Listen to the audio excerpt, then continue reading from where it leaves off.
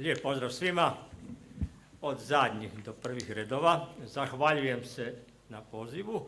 Zahvaljujem se što možemo po ne znam koji put progovoriti o najvažnijoj problematici hrvatske sadašnjosti i budućnosti. O problematici koja je, ja bih rekao već kroz čitav niz negativnih parametara i trendova potvrdila izrazito zapravo negativnu sliku demografsku Hrvatske nad kojom bi se trebali apsolutno svi zabrinuti, a posebno naši trenutni izvršitelji. Nitko ne može negirati, bez obzira iz kojeg dijela znanosti, znanstvenog i političkog područja dolazi, da je u svim društvima i u svim prostorima najvažnija ljudska populacija, da su u toj populaciji najvažnija djeca, zapravo jer jedina ona i hrvatska mladost donosi izvjesnu hrvatsku budućnost. I kakva nam je zapravo stvarnost, kako ja imam vrlo često priliku to izgovarati u javnosti, nastojat ću biti kratak kao otprilike i radno predsjedništvo, tako da vas ne opterećujem sa silnim zapravo pokazateljima, parametrima i tako dalje i silnim negativnostima i da nas zapravo ne povede, kao što to zna nas sa sveučilišta, sveučilišnih nastavnika, dakle zanos o problematici i da ne rastežemo predugo. Dakle ovako, Hrvatska nema danas gotovo niti jednog pozitivnog demografskog parametra i trenda. Hrvatska je ušla u klasičnu, dakle demografsku destrukciju, u klasični demografski slom i ne poručujemo to samo mi iz hrvatske znanosti, nego to hrvatskoj javnosti i pogotovo političkoj javnosti i političkim izvršiteljima posebno poručuju stručnjaci UN-a koji kažu da je Hrvatska među najstarijim populacijama u svijetu, među 5 najstarijih populacija u svijetu i drugo kažu da se Hrvatska nalazi u demografski najugroženijem području u svijetu. Zamislite vi situaciju, dakle, gdje zemlja koja ima manje od 3,8 milijuna stanovnika ima takva demografska obilježja koje potvrđuju vrhunski stručnjaci UN-a i da zapravo mirno promatramo, ja bih čak rekao, demografski nestanak hrvatske populacije. I sad ću vam samo pokazatelje neke izgovoriti. Mi zapravo već 30 godina u Hrvatskoj imamo prirodni pad stanovništva, to znači da se više godišnje umre ljudi nego što se rađa, ali zadnjih 3 godine je posebno, dakle, ta negativnost izražena. Ove godine, prošle 2020. godine, iako nemamo podatak za 12. mjesec, ali imamo za prvih 11, vrlo vjerojatno će prirodni pad hrvatske populacije, odnosno više umrlih nego rođenih, prijeći 25.000 ljudi. Prošle godine je prirodni pad bio preko 30.000 ljudi. Pretprošle preko 21.000 ljudi. Dakle, samo u 3 godine izgubili smo prirodnim putem, dakle to je odlazak u kraljevstva nebeska, dakle oko 75.000 ljudi. Dakle, to su nevjerojatni podaci, mi koji istražujemo, dakle i druge zemlje i tako dalje, ostajemo šokirani, dakle takvim trendovima, a posebno ostajemo šokirani činjenicom da se to sve skupa mirno promatra. Nisam ja sad niti spomenuo negativnu vanjsku migracijsku bilancu, dakle u vanjska iseljavanja i tu silinu napuštanja Hrvatske, koju napuštaju uglavnom mladi i obrazovni ljudi i mlade obitelji sa djecom, što se posebno vidi po gubitku godišnjem učenika osnovnih i srednjih škola, koji je na razini između 6 i 8 tisuća djece godišnje, otprilike u zadnjih 10-ak godina. Dakle, to su nevjerojatni pokazatelji. Iseljavanje iz Hrvatske je, ja bih rekao, gotovo povijesni hrvatski usud. Mi smo od početka 20. stoljeća imali nekoliko emigracijskih valova koji su odnijeli iz Hrvatske gotovo 1.600.000 ljudi. Imali smo između ostalog i velike posredne i neposredne ratne gubitke, jer je Hrvatska jedina zemlja u užem i širem okruženju, jedina, koja je imala pad ukupnog stanovništva u prvim poslijeratnim popisima nakon svih 3 ratova u 20. stoljeću. Jedina zemlja, dakle toliko o tome čiji su zapravo gubici, između ostalog, najveći. Iseljenički valovi s početka, dakle 20. stoljeća, odnijeli su početkom stoljeća negdje oko 350.000 ljudi kao posljedica bolesti vinove loze i uglavnom, dakle, smjer je bio preko Atlantika. Poslijeratni veliki gubici, iseljavanja i odlasci vezani su za poslijeratno razdoblje vezano za Bleiburg i križni put. Zatim slijedi razdoblje 60. godina prošlog stoljeća, takozvana gastarbajterska era, kad je Hrvatsku napustilo gotovo 450.000 ljudi. Svi su tvrdili da su to zapravo ekonomske migracije, međutim bile su i političke jer je tadašnja zemlja otvorila granice i najveći dio stanovništva je upravo iselio iz Hrvatske. Dalje iseljavanje, veliko iseljavanje je bilo dakle, nakon Domovinskog rata, pogotovo nakon Oluje, i tu je zemlju napustilo negdje oko 300.000 Srba i naravno negdje oko 150.000 dakle, Hrvata koji su uglavnom iselili u srednjoevropske zemlje. Međutim, najveći intenzitet iseljavanja iz Hrvatske je u našem recentnom razdoblju, kad je Hrvatsku napustilo preko 450.000 ljudi, posebno nakon ulaska Hrvatske u Europsku uniju. Tada su se zapravo ponovo otvorile granice i politički sustav nas je uvjeravao da se radi o slobodi kretanja, o tržištu radne snage, o otvorenim granicama itd.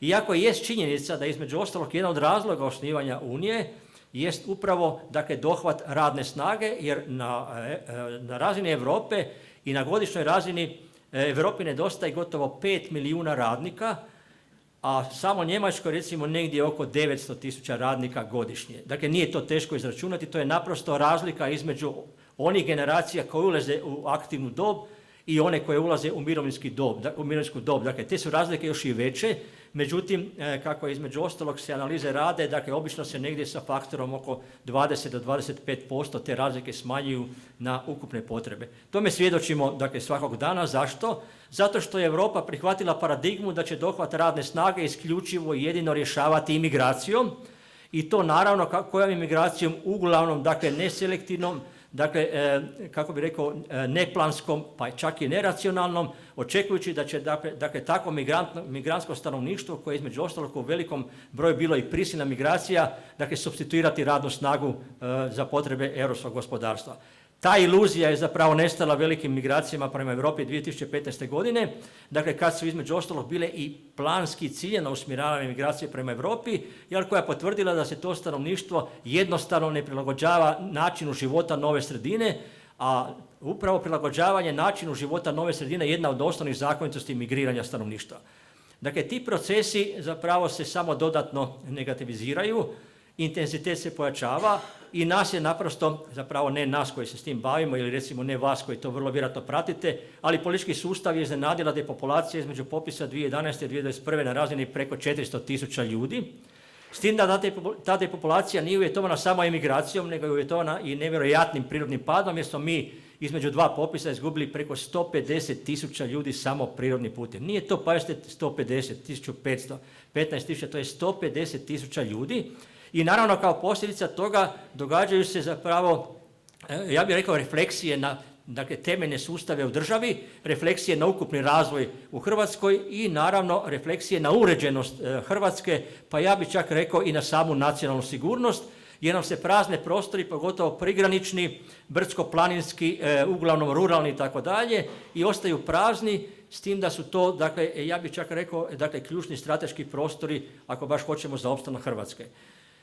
Svi ti negativni procesi se odražavaju, ako baš hoćemo, i na ukupni razvoj, koliko god to htjeli priznati ili ne ekonomisti, ali to je naprosto činjenica, jer naše stanovništvo starije, napomenuo sam na početku da je ono među najstarijih 5 populacija u svijetu, mi imamo danas preko četvrtine ukupnog stanovništva starijih od 65 godina, mlađeg od 18 godina je na razini između 16 i 17%, a projekcije na osnovu samo linearnog dakle, modela projeciranja potvrđuju da ćemo mi do popisa 2031. godine vrlo vjerojatno izgubiti i preko 400.000 ljudi. I sad si vi zamislite situaciju, dakle kakvi su to gubici i što će zapravo i kakva će struktura stanovništva ostati u Hrvatskoj. Međutim, isto tako moramo zaboraviti iluziju da će prostori koji su prazni, kad vi odete recimo u Dalmatinsku Zagoru, kad odete na Banovinu, kad odete u istočnu Slavoniju i tako dalje, vi osjetite nevjerojatnu prazninu u tim prostorima i ti prostori neće zapravo ostati prazni, jer će inercijom i da nema planskih dakle, migracija u taj prostor je ući neko drugo stanovništvo i to ne identitetsko stanovništvo. Tada počinje zapravo novi problem, s tim da je proces zamjene stanovništva ili takozvane supstitucije, to su inače kategorije koje se upotrebljavaju u znanosti, počeo u Hrvatskoj prije 3 godine. Otprilike koliko se stanovništva iseli, toliko se stanovništva useli. Iseljava mlado i obrazovano, a useljava dakle potrebna radna snaga, s tim da imamo podatak za prošlu godinu od MUP-a koji je potvrdio da je izdano 115.000 radnih dozvola. Prošle godine je iselilo iz Hrvatske negdje oko 40.000 ljudi i dakle 3 puta više ljudi je dobilo radne dozvole između ostalog i u Hrvatskoj. Prema tome, ako će između ostalog politiku voditi, dakle politički sustav isključivo jedino politiku migracija i na koncu demografske revitalizacije ili MUP-a na primjer, naravno da ćemo mi između ostalog i dalje mirno promatrati ove procese umjesto da se sve odluke političke donose na osnovu znanstvene logike, znanstvenih zakonitosti i naravno znanstvenih projekcija. I sada ne bi sve izgledalo ovako, kako bih rekao, negativno ovo što ja izgovaram, a vjerujte mi negativnije nego što sam ja večeras izgovorio ovdje. Postoje naravno modeli kako između ostalog zaustaviti ove negativnosti i kako revitalizirati hrvatsku populaciju. Hrvatska bi naravno, izvršna vlast, trebala odmah krenuti sa oba revitalizacijska modela. Prije svega bi trebala sazvati izvanrednu sjednicu Sabora, izvanrednu sjednicu Vlade po toj problematici, i odmah krenuti sa oba revitalizacijska modela klasičnim zapravo modelom poticanja rodnosti ili rađanja i naravno selektivnom imigracije primarno sa identitetskim stanovništvom. Zašto? Zato što mi danas imamo hrvatske populacije sa jednim oblika identiteta izvan državnog prostora preko 4 milijuna, dakle više u apsolutnom broju nego hrvatske populacije u domicilnom državnom prostoru i to je objektivno veliko hrvatsko bogatstvo i veliki potencijal na koji se između ostalog mora osloniti ne samo u demografskim revitalizacijskim modelima nego i svim razvojnim gospodarskim modelima. Dakle, to bogatstvo je potvrđivano svake godine, a između ostalog i prošle godine potvrđeno jer to iseljeništvo koje je bogatstvo financijski, gospodarski, akademski, pa i demografski, je prošle godine poslalo u financijski sustav države prema podacima Svjetske banke i Narodne banke Hrvatske gotovo 20 milijardi kuna svojima koji su ostali u Hrvatskoj za recimo izgradnju kuće, za školovanje, kupnju auta, a na koncu i za egzistenciju. I tih 20 milijardi je veća cifra nego što su sva moguća strana ulaganja u Hrvatsku i ta cifra je veća nego što je priliv od stranog turizma u Hrvatskoj. I sad se postavlja pitanje, pa čekaj, prema čemu se ili prema komu se moraš okrenuti u svim razvojnim modelima u Hrvatskoj, nego prema vlastitom iseljeništvu i njegovom bogatstvu, s tim da se oni neće vratiti pozivima, vratite se vi u Hrvatsku pa ćemo mi vama nešto dati, nego migracije ili povraci u Hrvatsku počinju sa investicijama hrvatskog iseljeništva, samo ne pozivima, nego razvojnim poticajnim modelima. Kako sam imao prilike u neformalnim razgovorima razgovarati sa većinom naših izvršitelja, svi se oni slažu sa tim što se izgovara, svi se oni slažu da treba nešto napraviti, ali svi mi potvrđuju da je složeno i da sustav nije spreman. Dakle, sustav je spreman na mirno promatranje demografskog nestanka.